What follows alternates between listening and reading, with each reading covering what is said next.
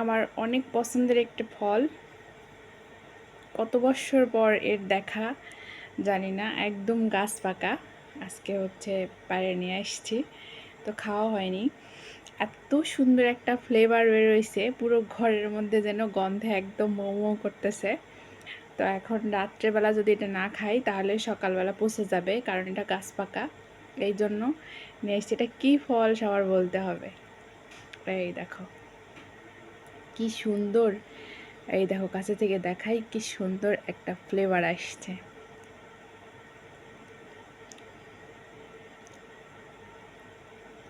এটা কিন্তু অনেকেরই পছন্দের ফল।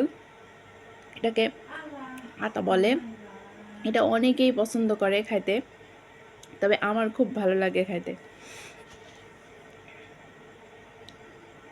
এটার কোষগুলা কিন্তু অনেক সুন্দর। এই যে